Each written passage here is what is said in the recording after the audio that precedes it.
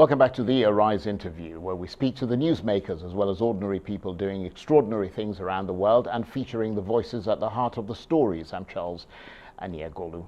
And now to the United States and the fallout over allegations surrounding President Trump's tax affairs. The New York Times says Mr. Trump paid just over $750 in the year he won the presidency. The paper says it has obtained 2 decades of Mr. Trump's tax records after a long battle by the president to keep them private. They're reported to reveal chronic financial losses and many years of tax avoidance. Mr. Trump dismissed the report as fake news, but U.S. Democrats have condemned Mr. Trump's tax arrangements. The Speaker of the House, Nancy Pelosi, said the president had taken extraordinary measures to avoid paying his fair share. It's totally fake news, made up, fake. We went through the same stories. You could have asked me the same questions 4 years ago. I had to litigate this and talk about it. Totally fake news. No, actually, I paid tax, and you'll see that as soon as my tax returns. It's under audit. They've been under audit for a long time. The IRS does not treat me well. They treat me like the Tea Party, like they treated the Tea Party. They don't treat me well. They treat me very badly. You have people in the IRS. They treat me very, very badly. But they're under audit, and when they're not, I would be proud to show it, but that's just fake news. The New York Times tried it, the same thing. They want to create a little bit of a story, they're doing anything they can. Not only that's the least of it. I mean, the stories that I read are so fake. Yeah, basically, well, first of all, I paid a lot, and I paid a lot of state income taxes, too. The New York State charges a lot, and I paid a lot of money in state. It'll all be revealed. It's going to come out. Donald Trump, I was hoping we were going to be hearing from Nancy Pelosi there. I'm not quite sure why we didn't. So what do President Trump's supporters and members of his Republican Party make of the latest allegations? Well, for more, I'm joined now not from Atlanta, Georgia, where he usually is, but from Brazil. And he is the chief strategist for Republicans overseas, Erol Morkoc. Thank you very much indeed, Erol, for joining us. Now, you and lots of other Americans pay just, I was going to say, you and a lot of other Americans pay just on your medical insurance, I'm guessing, about as much money as President Trump is said to have paid for an entire tax year. I mean, give us your view on that, because many Americans, from what I'm reading, both Republicans and Democrats, don't appear to be impressed with the president at all. Well, yes, I think the way that it's been written and the way that the headlines came out certainly are dramatic. Now, to be clear, the president has declared this all fake news and out of context. So this is going to be my job to try to give this context and explain to your viewers what is really going on. Donald Trump is an international entrepreneur. And in the United States tax system, it's a very unorthodox system. Firstly, we have foreign tax credits. Americans are taxed globally, which, unlike any other nation, is incredibly unfair and restrictive. For example, if I chose to do business here in Brazil, I would be paying income tax to the Brazilian government and to the United States government, despite on my income, despite none of my business being in America. Now, Donald Trump does pay taxes on his overseas businesses, and those taxes he paid gives him what in the United States is called a tax credit. It gives him a credit against the income he must declare in the United States, which again, unlike any other nation. So only malicious actors like the New York Times would call it no tax paid. That's simply misdirection. On the next phase, we have something called losses that carry forward. Now, these are very old American-style uses for tax relief. Companies earn money in some years, and they lose money in some years. It carries forward and backwards to even out the losses, and it helps you reduce your earnings over the years. So, for example, if Trump loses $100 million in 1 year and then makes $25 million each year for the next 4 years, it reported as no tax paid for 5 years, but it's really no income earned for 5 years. And it's very difficult to make income when you're president of the United States. As it's been widely reported, his net worth has dropped by billions of dollars, the sacrifice that he made to be our president. And when you're, allegedly doing things like Joe Biden enriching your family, Donald Trump hasn't been doing that. Now, finally, and most importantly, I want to stress this: the tax code allows for what is called real estate deductions in the United States. And every businessman in the United States understands that real estate appreciates over time. Every American can buy real estate.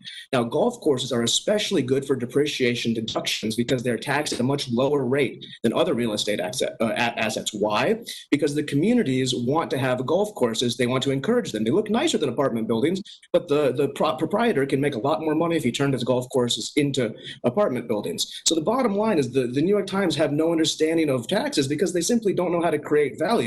And the question begs to be asked: Trump, who pays taxes, but not every year, and pays millions in state taxes and over years, millions and millions of dollars of federal taxes, who's been a bigger burden on the economy? Joe Biden, who's 47 years on being on the government dime, or Donald Trump, who understands tax businesses and has a large multinational corporation that has very complex situations? And the New York Times and the left-wing media understand that your average, non-sophisticate or even person who's got family and kids and is busy isn't going to break down the U.S. tax system and look at it. So it's a little bit of fan fiction. Certainly, we aren't disputing the fact that Donald Trump is very good at not paying his taxes. But considering the fact that those taxes went for $6 trillion of foreign wars, killing Muslims and children around the world for this Republican Democrat oligarchy that Donald Trump was able to break, when you look at the massive lack of spending and infrastructure, when you look at, I'm a historical economist, so the tax, the return on on $1 in private investment gets $2.2 back, whereas a government dollar gets 33 cents on the dollar. Trump isn't hoarding his money. You take his golf club in Turnberry in Scotland or in Durrell in Florida, where he spent $200 million that he's taken guaranteed loans against his own good name and redistributed that money into local businesses. Right. Well, I mean, Mr. Morkoc, So I do apologize for interrupting you, but the overview, and I mean, the tax experts all over the United States who know about taxes, and the overview is that figure of $750 means Mr. Trump was paying less in tax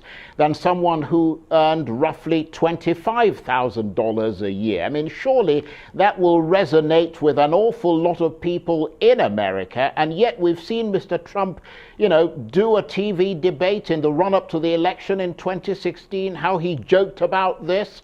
I mean, when challenged about the fact that he doesn't pay his taxes, he said that he is smart. I mean, and the key question is whether this will make any difference to people's view of him in the run-up to the election. And the view seems to be that it will, certainly with hard-working people who are not amused that they're paying more than their president.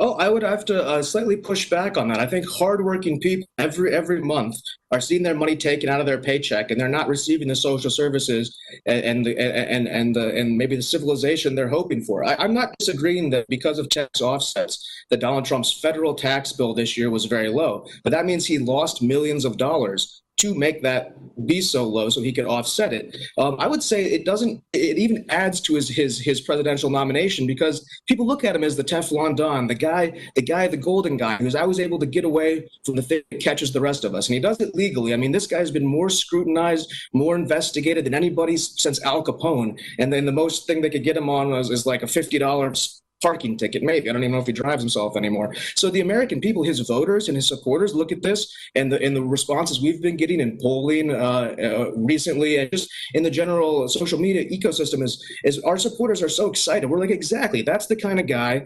who's a businessman who understands how to work the system. He's not getting fleeced like the rest of us, and maybe he's the kind of guy who's going to give us that tax break that he already gave, who realizes that money in the pocket is what is going to stimulate the economy, not money on government dole. So his supporters are actually looking at this as another example of what a alpha male kind of cool guy, to use a simple term, he is, because we all wish we could do that. We all wish we hadn't gotten fleeced for $6 trillion in the Middle East. And if Donald Trump was the one who figured it out, and in the midst of all of that, lost over $1 billion becoming president in the last year, and only paid $750 of taxes, I haven't heard or seen a single one of our supporters castigate him for that. But it's going to be political fodder for the left, but it's not going to change any minds because we knew Donald Trump wasn't paying high taxes. Nobody was confused or thinking that Donald Trump was paying fair taxes.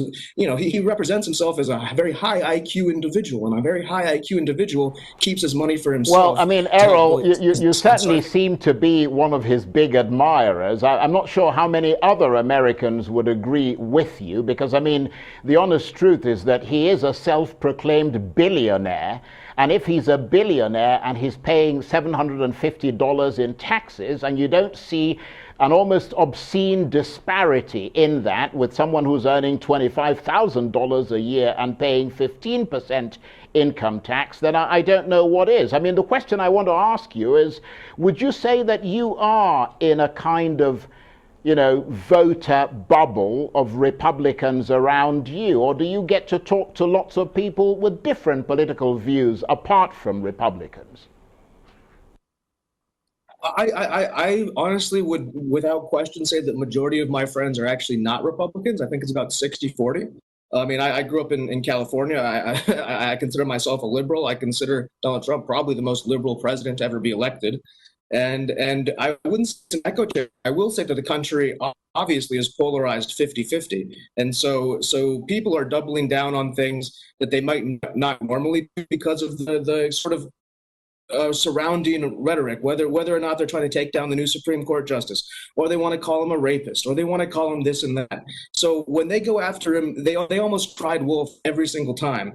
And again, I want to bring it back. I mean, I have working class people, guys who are mechanics, who are posting things on internet, reaching out to me saying they understand what tax deferments are. Small business owners understand it. They understand why he's paying less taxes in the federal tax system. And again, he's paying millions and millions of dollars of property taxes. He's employing hundreds of thousands of people who are paying those taxes. His net benefit to the country is tremendous. Whether or not he had those billions of dollars of losses during the 80s collapse. And when you have such losses, it's a common thing in real estate to depreciate that. So the American people are more sophisticated in their understanding of the tax system because of how, you know, oppressive and sort of regressive it's been for the last 30 years. So I don't think I've been in an echo chamber, but I do agree that there are two polarized viewpoints, and my liberal friends do not agree with me whatsoever. They will not be voting for Donald Trump, and they're using this against him, whereas my conservative friends are saying, yeah, exactly, that's the kind of guy that we wanted out there, a guy who could beat these people.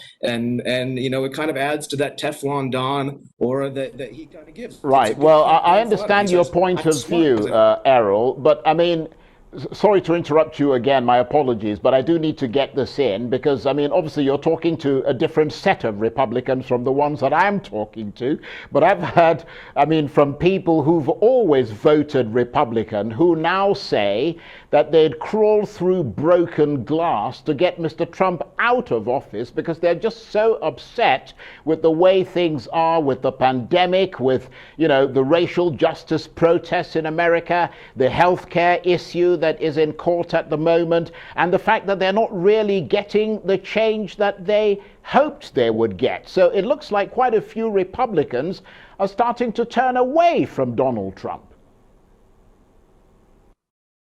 I would say that we call those people rhinos, Republicans in name only. Donald Trump didn't have the support of the old guard in the Republican Party. As you see, John McCain's wife has come out against him. George Bush, all of these people, Colin Powell, the old Republican guard who sent us to war and let our kids get addicted to heroin and opiates. Yeah, those guys aren't very big fan of Donald Trump because Donald Trump sort of is dismantling what they did. And they do still have the moniker of a Republican. But a great majority of those people who find this to be the final straw, I would strongly wager, did not vote for him in the beginning or abstained. So also we have to keep in mind, where are those people located? You have much more left-leaning Republicans, already Democrat states. So who cares if a million more Democrats, Republicans switch over in, let's say, the state of New York? It's playing well in places like Florida, where they have zero income tax, right, and people are very, that's a big draw to that. Okay. Actually, Mr. Trump changed his residency. So I that those Republicans in name only don't represent the majority of the voting public. Okay, Erol, I want to thank you very much indeed, and I'm really appreciate the fact that you took the time to talk to us from where you are in Brazil. Erol Morkoc there, who is a chief strategist for Republicans overseas. You're watching the Arise interview. Plenty more still ahead as we continue our analysis of the revelations of how little tax President Trump is reported to have paid. Stay with us.